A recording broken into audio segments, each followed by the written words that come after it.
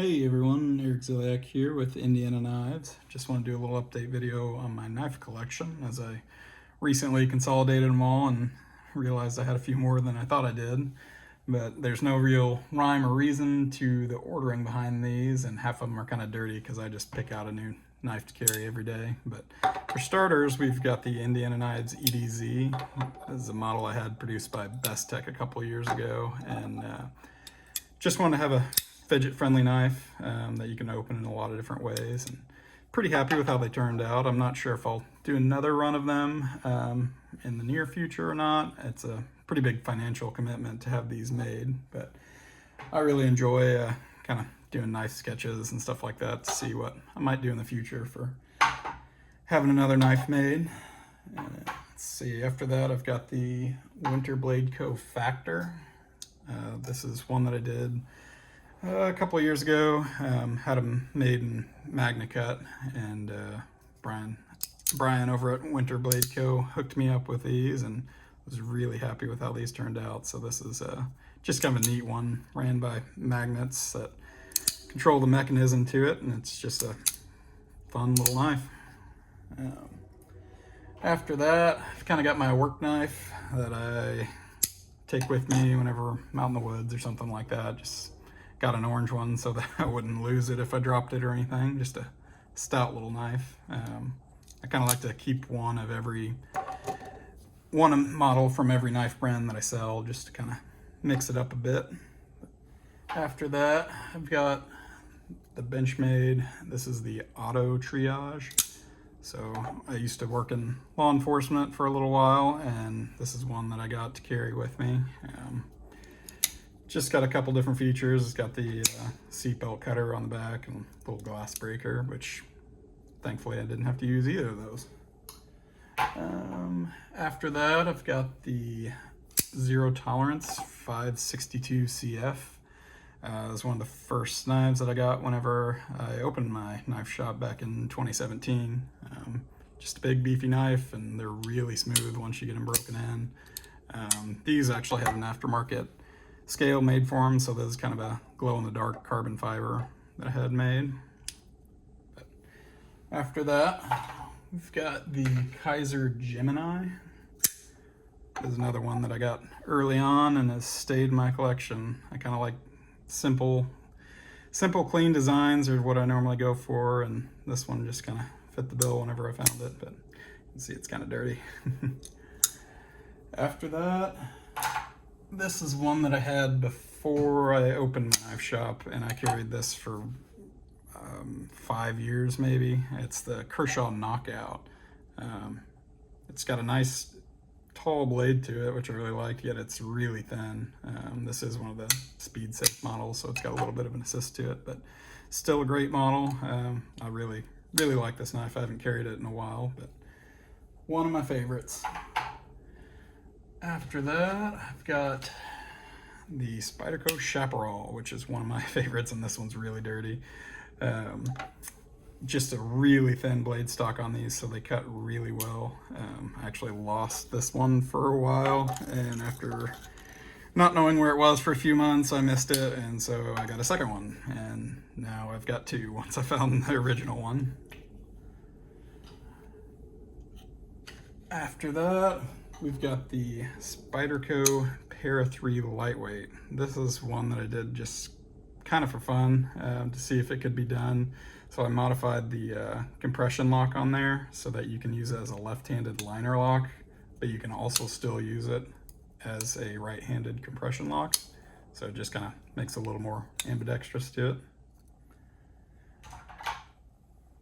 After that, we've got the Sage 5 Salt. This one's in MagnaCut. I've been carrying this one quite a bit lately. I'm a huge fan of the Sage lineup. Not as big of a fan of the PM2s and Para 3s. The Sage just fits my hand better. I like that one enough that I got one of the Sage 6s that has the button lock to it. It's just a pretty fun little fidgety knife. Let's see. This is one that I've had for a while. It's the Leatherman Skeletool.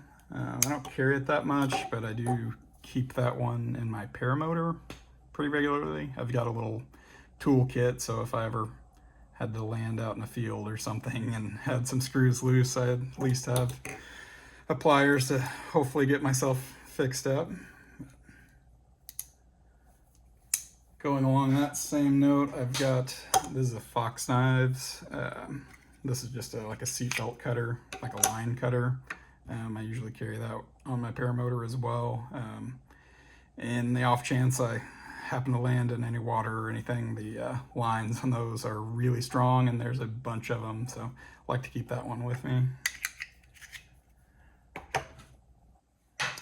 Next, we've got the Real Steel Megalodon. This was an exclusive I did several years ago, just with a micarta scale to it. Really nice action on these.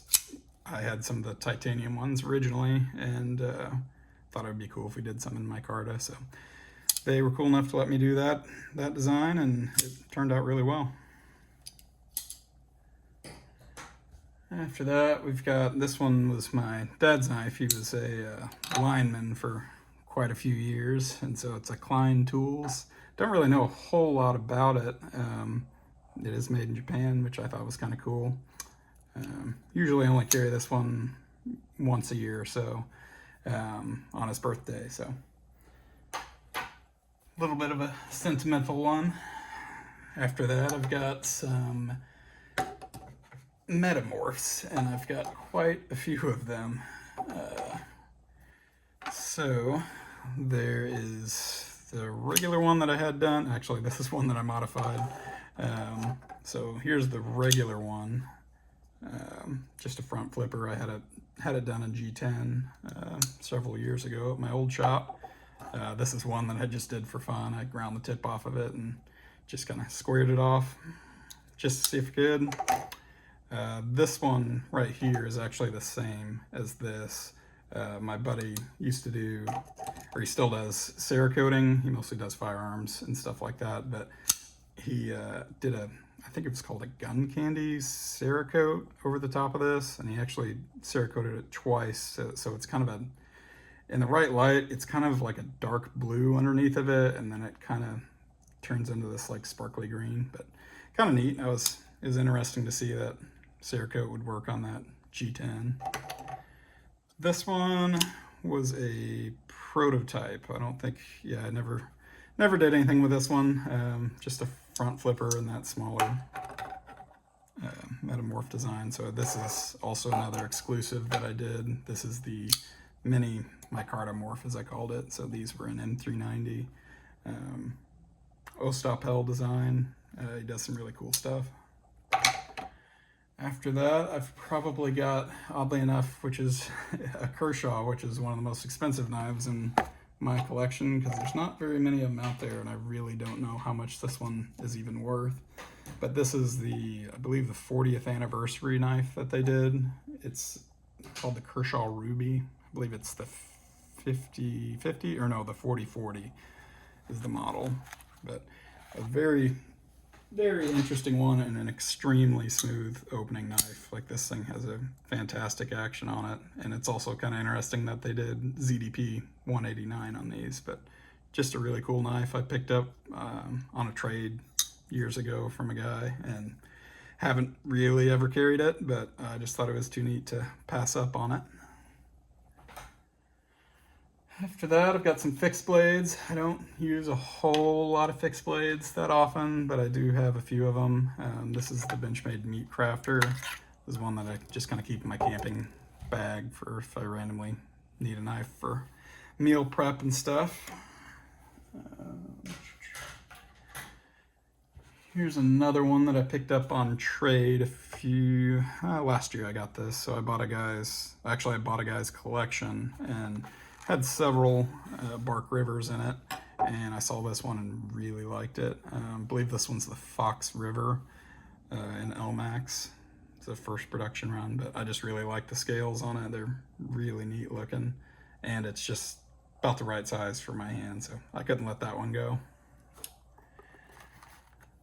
Got another one that I've had for a long time. This is the SE3 Milky, I believe.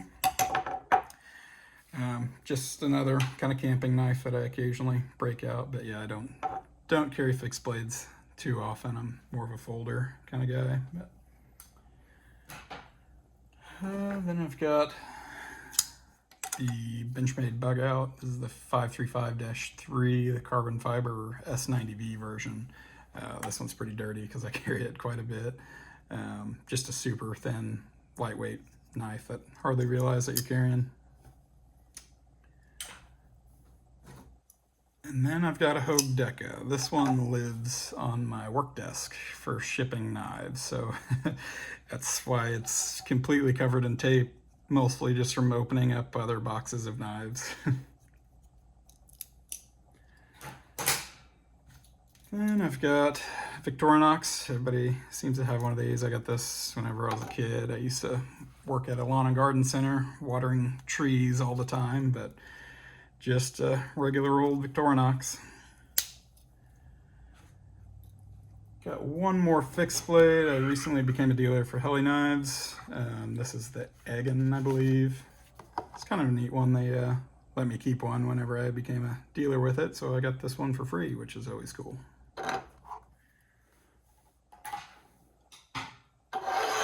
Also have about 10 Opinels in my collection. They just seem to be everywhere. I keep them in the camper van. I don't know, they're all over the place, but they're pretty inexpensive, and I like to do like handle engravings and stuff on them. If somebody needs a birthday present or something like that, I can engrave them really fast. Makes for an easy gift. Lastly, coming into my Protex. This is the CQC7.